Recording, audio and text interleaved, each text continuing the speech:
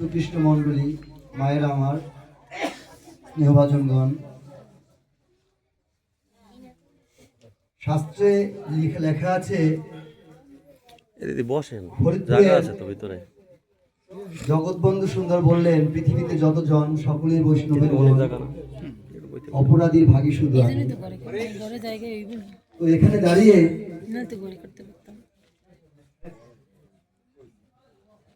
আপনাদের মতো সাধুগুরু বৈষ্ণবের কৃষ্ণ ভক্তের শ্রীচরণ শ্রীবদন দর্শন করতে পেরে আমরা উজিরপুরবাসী থেকে এখান থেকে যে কজন এসেছি আমরা নিজেকে গর্বিত বোধ মনে করছি। কারণ মানুষ মরণশীল, কে কখন কোন সময় তার প্রিয়জনের কাছ থেকে হারিয়ে যাবে একমাত্র গুরু গোবিন্দ ছাড়া আর কেউই জানে না। তবে হ্যাঁ, শাস্ত্র অনুসারে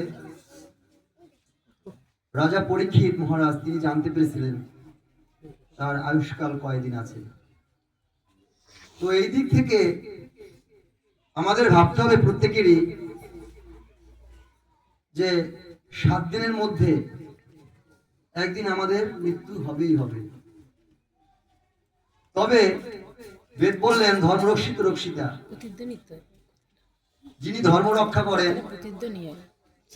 যত বড় বিপদ হোক না কেন ওই বিপদে ধর্মই তাকে রক্ষা করবেন। রাজা পরীক্ষিত মহারাজ তাকে যখন অভিসম্বোধন করেছিলেন, শ্রমিক মুনির পুত্র সিঙ্গি মুনি 7ম দিবসে তোমাকে তক্ষক নাগে দংশন করবে, সর্প গিয়ে সেখানে উপস্থিত হয়েছিল, কিন্তু রাজা পরীক্ষিত মহারাজ তিনি ভক্ত আসলে বসেছিলেন, যেখানে সুখদেব গোসাই পাদ কৃষ্ণ কথা শ্রবণ করিয়েছিলেন। নমে ভক্ত প্রণশ্বতী, শ্রীমদ্ ভগবদ গীতায় বললেন পৃথিবীর সকল কিছুই ধ্বংস হবে, তোমার ভক্তের কোনো ধ্বংস হবে না। তাই সর্প ওখানে উপস্থিত ছিল বটে, কিন্তু তাকে আঘাত করতে পারছেন না। রাজা পরীক্ষিত দর্শন করতে পারলেন যে আমার যমদূত এসেছে, কিন্তু তাকে নিতে পারতেছে না, কারণ সে কৃষ্ণ কথায় বিভোর। সেজন্য গুরু গোবিন্দের কৃপা নিয়ে যাহারা এই কৃষ্ণ কথায় বিভোর থাকে তাদেরকে সহজে গোবিন্দ নিয়ে যান না, যমদূত নিয়ে যান না। তখন কিন্তু রাজা পরীক্ষিত মহারাজ তিনি বলেছিলেন, হে গোবিন্দ, মুনির বাক্য যেন অলঙ্ঘন না হয়। কারণ রাজা পরীক্ষিত জানে যতক্ষণ পর্যন্ত আমি এই ধর্মাঙ্গনে থাকবো ততক্ষণ আমাকে সেই সর্পে দংশন করতে পারবে না।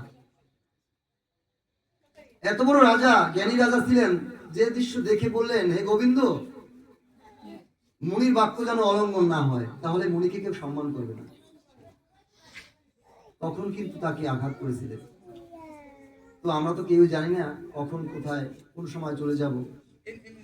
তো আমাকে 10 মিনিট সময়, কিছু সময় আলোচনার জন্য দাঁড়িয়েছি আপনাদের সম্মুখে। আসলে আমার লজ্জা করছে, কারণ আমি আগেই বলেছি আমি ভগবত অঙ্গনে বা ভক্ত আসলে কোনো সময় প্যান্ট পরে মানে এরকমভাবে আমি আলোচনা করি না। তো তারপরেও আমি গুরুদেবের কাছে ক্ষমা চেয়ে নিচ্ছি, আপনাদের কাছে ক্ষমা চেয়ে নিচ্ছি। শাস্ত্রে বললেন, কর্মী যদি গুরু ভজন আগে যেন গুরু কমল। আর গুরুদেবকে বললেন গুরু করো জেনে, গুরুদেবকে বললেন শিষ্য করো থেনে। এখন তো অনেক গুরু গোসাই পাওয়া যায় হাতের কাছে, আগেকার দিনে এতটা সহজ ছিল না। তো আমি বলতে চাচ্ছি এটাই, যেহেতু গুরু সঙ্গ আজকে, আমি কোনো ঠাকুরের বই নিলাম না, গুরু সম্পর্কে 2-1টি কথা আপনাদের কাছে তুলে ধরার জন্য আমি চেষ্টা করব। তবে আমি কিন্তু আলোচক নই, আমার ভুলগুলো আপনাদের নিজ নিজ চরণ দিয়ে আমাকে ক্ষমাসুন্দর দৃষ্টিতে দেখবেন। যেহেতু আমরা সকলেই ইচ্ছা বোধ করি, এখানে যারা আছেন অনেকেই দীক্ষার ঘরে গেছেন, অনেকেই শিক্ষার ঘরে গেছেন। আবার আমি এই দামোদর মাসে আপনাদের এই মূলদিতে 7 দিন পাঠ করে গেছি ভগবত পাঠ। সেখানে দেখলাম যে আমাদের উজিরপুরে আপনাদের মূলদির অনেক ভক্ত রয়েছে, নাম বললে আপনারা সকলেই চিনবেন।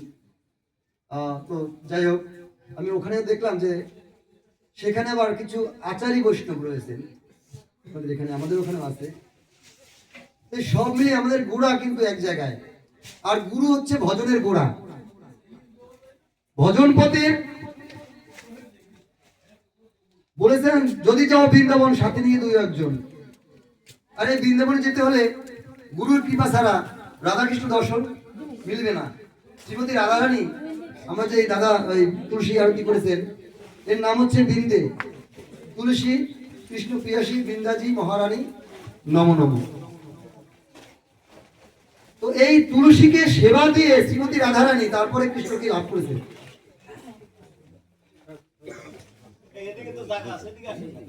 তো আমরা যাচাই বাছাই না করে গুরুদেব ভালো পাঠ করে, গুরুদেব দেখতে শুনতে ভালো, তার চাল চলন ভালো, এই দিক বিবেচনা করে আমরা গুরুর কাছে যাই। আসলে না, এটা না। 3 ধরনের গুরু থাকে, কামিক গুরু, লোভী গুরু, প্রেমিক গুরু। আপনার আমার বিচার করতে হবে 3 গুরুদেবের মধ্যে কে শ্রেষ্ঠ। যে গুরুদেবের কাছে গিয়ে বলছেন বাবা আমাকে আপনার দীক্ষা প্রদান করুন, কি লাগবে? গুরুদেব বলে দিল বেশি কিছু লাগবে না, বস্তা পাশে চাল দিস, 1000-20 টাকা দিস, আর যদি একটু সোনা পারো আধা ভরি বা 1 ভরি সোনা বলে আমি ভাঙাবো না, আপনারা বুঝে নেবেন গুরুদেবের মধ্যে শ্রেষ্ঠ। আরেক শিষ্য আরেক গুরুদেবের কাছে গেলেন, তার কাছে বললেন গুরুদেব শিষ্যগণের প্রণাম রইল, আপনি আমাকে দীক্ষা প্রদান করুন। হ্যাঁ নাও, কি লাগবে? বেশি কিছু লাগবে না, সামান্য কয়েকটা টাকা দিস, তাতেই হবে। আর এক গুরুদেবের কাছে গিয়ে বললেন গুরুদেব দীক্ষা প্রদান করুন। গুরুদেব বললেন কি লাগবে গুরুদেব? বলছে বাবা কিছুই লাগবে না। বলছে তাই নাকি? গুরু দক্ষিণা দিতেও তো কিছু লাগে। আমি তো বললাম কিছু লাগবে না, তুই দীক্ষা নিবি নে, কিছু দরকার নেই। বলছে না গুরুদেব, যিনি শিষ্য হবেন তিনিও নাচবান্ধা, গুরুদেবকে শাসেন না, তাই বললে হয় নাকি? তারপরে আমার গ্রামের জায়গা আছে তো গুরুদেব তখন জিজ্ঞাসা করবে গুরুদেব কি দিয়েছো? যদি বলি কিছুই দেয় না তাহলে বলবে তো জায়গা আছে দেখা দিতেছি তো কিছু দাঁড়ায় দিতেই রইছে। হবে। আপনি কি চান বলুন? বাবারে আমি তো বললাম কিছু দরকার নাই। না গুরুদেব কিছু দিতেই হবে। ঠিক আছে দিবি যখন দে, তোর মনটা আমার জিবাত পথে দে। এবারে বুঝে নেন কে প্রেমিক গুরু। তো এইরকম গুরু বিচার করে আমাদেরকে দীক্ষা নিতে হবে। একজন গুরুদেব শিষ্যের দেহ থাকে শ্মশান, গুরুদেব করে মন্ত্রদান, সাজায় এমন ফুলের বাগান, তাতে ফুটে পূজার ফুল। চৈতন্য ভাগবত। আমরা তো অনেকেই গুরু ঘরে গেছি। এই মন্ত্র নেবার পূর্বে আমার এই দেহটা না সবার শ্মশান সমতুল্য ছিল। শিষ্যের দেহ থাকে শ্মশান, গুরুদেব করে মন্ত্রদান, সাজায় এমন ফুলের বাগান। যখন মন্ত্র আমাকে দিয়েছেন তখন এই দেহের মধ্যে একটা বাগান তৈরি করে দিয়েছেন গুরুদেব, আর বলে গিয়েছেন বাবারে আমি বীজ বপন করে দিয়ে গেলাম, একটু বীজটা তুই একটু দেখে শুনে রাখিস, আর ওই বীজে যে ফল ফুল হবে তাদেরই গোবিন্দের সেবা করবি। তো আমি তো দীক্ষা নিয়েছি, কিন্তু আমি বাগানটা তো আমি রাখতে পারিনি ঠিক মতো, ফুল ফল ফোটাতে পারি নাই, কিন্তু গুরু কিন্তু এখনো হয় নাই। তো যারা এই গুরুদেবের বাক্য নিয়ে যারা হৃদয়ের মধ্যে প্রেম বীজ রোপণ করে দিয়ে গেছেন, ওই প্রেম বীজ যিনি সুন্দর মতো যত্ন করে রাখতে পেরেছেন, তার হৃদয়ে গুরু গোবিন্দের জন্য কিন্তু ফুল ফুটেছে, ফল ফুটেছে।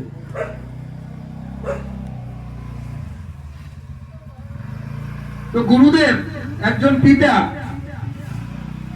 তার 4টা সন্তান।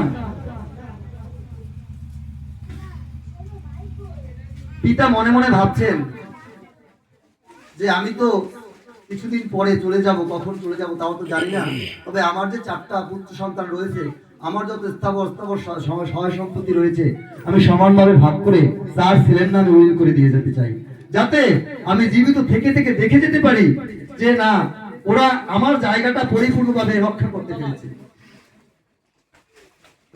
এই 4 ছেলেকে সব সম্পত্তি সমানভাবে ভাগ করে দিয়ে বাবা বলল এই নাও আমার যা কিছু ছিল সমস্ত কিছু তোমাদের 4 ভাইয়ের নামে লিখে দিলাম, আমি 1 বছর পরে হিসাব নেব। কে কতটা এই সম্পদ দিয়ে বাড়াতে পেরেছ। 4 ভাই বাবাকে প্রণাম দিয়ে বাবার আশীর্বাদ নিয়ে চারদিকে নেমে গেল, পূর্ব পশ্চিম উত্তর দক্ষিণ চারদিকে ব্যবসার জন্য নেমে গেল। 1 বছর পরে 4 ভাই বাড়িতে ফিরে আসলো, আর বাবাকে দেখতে পেলেন আঙিনায় দাঁড়িয়ে। বাবা সিংহাসনের উপরে অর্থাৎ চেয়ারের উপরে, একটা সোনার চেয়ারে পায়ের উপরে পাও তুলে পুত্রদের আশায় অধীর চিত্ত নিয়ে তাকিয়ে রয়েছে রাস্তার দিকে, কখন আমার ছেলে সন্তানরা আসবে। প্রথম ছেলে আসলো, বড় সন্তান আসলো, এসে বলল, খোকা আমি যে সম্পদ দিয়েছি তা দিয়ে তুমি কতটা উন্নতি করেছো। শুধু ভক্তমন্ডলী মায়েরা আমার, আপনার কথাটা শুনুন। এটা আমি কোনো গল্প বলছি না, হরিভক্তি বিলাস থেকে কথাটা বলছি। তো বড় খোকাকে বললেন, বাবা তুমি কতটা সম্পদ বাড়াতে পেরেছো। বড় খোকা হাসতে হাসতে থেকে বাবাকে প্রণাম দিয়ে বলছে, বাবা তুমি যে আমাকে সম্পদ দিয়েছো 1 অংশ, 4-এর 1 অংশ, সেই 4-এর 1 অংশ দিয়ে আমি দ্বিগুণ করে এনেছি। বাবা হেসে দিয়ে বড় সন্তানকে, বড় খোকাকে বুকে টেনে নিয়ে বলেন, বাবা আমি জানতাম তুই আমার সম্পদ রক্ষা করতে পারবি। টেনে নিল বাবা তাকে কোলে। মেজো খোকা তুমি, বাবা আমি বড়দাদার মতো অতটা পারি নাই, তবে তুমি যে সম্পদ দিয়েছো না বাবা, তা থেকে আমি দাদার চাইতে খানিকটা কিছু কম করেছি, কিন্তু দাদার মতো অত পারি নাই।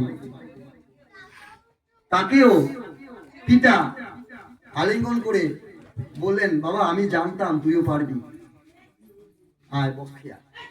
মেজো খোকাকেও বাবা পক্ষে তুলে নিল। সেজু খোকা এসেছেন। সেজু খোকা তুমি কতটা করেছো?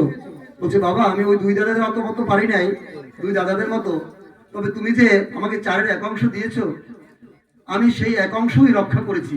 আমি আমার সেই সম্পত্তি থেকে বাড়াতেও পারি নাই, কমেও নাই। তুমি যেটা দিয়েছিলে সেটাই আমি রেখেছি। সে ছেলেকেও বক্ষে টান দিয়ে বলেন, বাবা আমি জানতাম তুমিও পারবে। 3 ছেলে বাবার কাছে আসলো, আলিঙ্গন করলো, কিন্তু ছোট ছেলে আর রাস্তা থেকে আঙিনার মধ্যে প্রবেশ করছে না। বাবা তাকিয়ে দেখলেন, আমার ছোট খোকা কোথায়? দাদারা বললেন, বাবা আমি তো জানি না, আমরা তো কেউই জানি না ছোট খোকা কোথায় গেল। বাবা সিংহাসন থেকে নেমে, দেখুন এই যে ভক্ত আমার মাতা পিতা, ভক্ত আমার গুরু, ভক্ত আমার নাম রেখেছে বাঞ্ছা কল্পতরু, আমি ভক্তের বাঞ্ছা পূর্ণ করি। তো সেই ভগবান শাস্ত্রে বললেন, ভক্তের ডাকে আসন লড়ে। ভক্ত যদি সুতো ধরে টান দেয়, তাহলে লাটাই যেখানে থাকুক না কেন সে কিন্তু ভক্তের হাতে, অর্থাৎ গোবিন্দ কিন্তু ভক্তের কাছে যায়। কোন ভক্তের কোন মানুষের বা ভক্তের, কৃষ্ণ ভক্তের গোবিন্দের কাছে যাওয়ার সাধ্য নেই যদি করুণা করে ভগবান ভক্তের কাছে না আসেন। শ্রীমতী রাধারানী তার আরেকটা নাম হচ্ছে আরাধিকা শক্তি, তিনি আরাধনা করেন, আর ভগবান শ্রীকৃষ্ণ কর্ষণকারী, তিনি করুণার দ্বারা নিচে নামেন, আর রাধারানী সাধনার দ্বারা উপরে ওঠেন। ভক্ত ভগবানের তখন হয় মিল। বাবা দৌড়ে গিয়ে রাস্তার দিকে তাকিয়ে দেখলেন একজন ভিক্ষুক কাঁদছে, পরনে তার ছিন্ন বসন। বাবার সন্তান তো চিনতে পারলেন,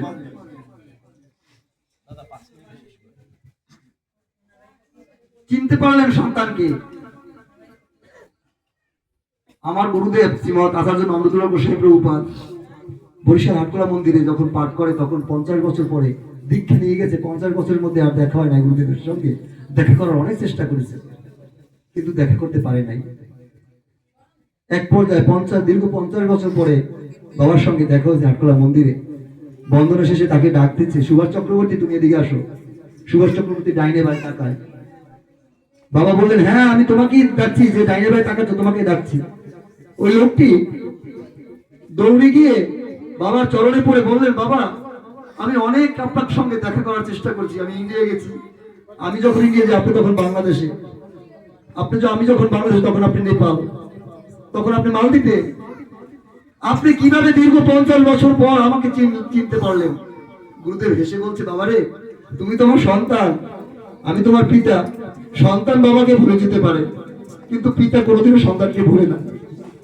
ওই পিতা বলছে, ছোট খোকা তুমি এখানে কেন? বলছে, বাবা দেখো আমি সর্বশেষ হয়ে এসেছি, তুমি যে 4 ভাগের 1 অংশ দিয়েছিলে, আমি সবকিছু শেষ করে রিক্ত হাতে ফিরে এসেছি, আমাকে কি তুমি গ্রহণ করবে?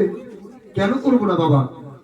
তাকে নিয়ে বাড়ির মধ্যে গিয়ে চেয়ারে বসে, সিংহাসনে বসিয়ে বড় খোকাকে বললেন, বাবা এই চাবি নাও সিন্ধুকে। চাবি নিয়ে সিন্ধুকটা খুলে 7 নম্বর দরজাটা খুলে ওখানে 4 নম্বর বক্সে একটা বাস্ক আছে, ওই বাস্কটা নিয়ে এসো।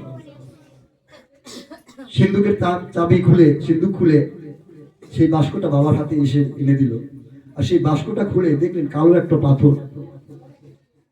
ছোট ছেলের হাতে দিয়ে বললেন, বাবারে আমি জানতাম তুই এই সম্পদ রক্ষা করতে পারবি না, এজন্য তোর জন্য আমি অন্য কিছু ভেবে রেখেছি। বলছি, কি বাবা? বলছে, এই আমার জীবনের সর্বশেষ সম্বল তোর কাছে দিলাম, দেখিস এটা যদি হারিয়ে যায় তাহলে তোর একুলো নাই ওকুলো নাই, আমি তো থাকবোই না। বলছি, বাবা এটা কি? বলছে, এটা কোষ্ঠী পাথর, অর্থাৎ চিন্তামণি পাথর। এই পাথরটা হাতে নিয়ে যা চিন্তা করবি তাই তুই পাবি। বুঝলি, 3 ছেলে। সে বলছে, বাবা এটা হবে না, তুমি ছোট ছেলেকে দেবে, আমাদের দেবে না। বলছে, না। বলছে, দেখ তোরা তো ঠিকই আছিস, ও তো নাই, ও তো ঠিক নেই, ও তো সব হারিয়ে এনেছে, ওর জন্য না হয় পাথরটা থাক। আবারও বললেন, বাবা রে আমার জীবনের সর্বশেষ সম্বল কিন্তু তোর হাতে তুলে দিলাম, দেখি যতন করে রেখে দিস, এটা যদি হারিয়ে যায় তাহলে কিন্তু তোর একুলো শেষ ওকুলো শেষ।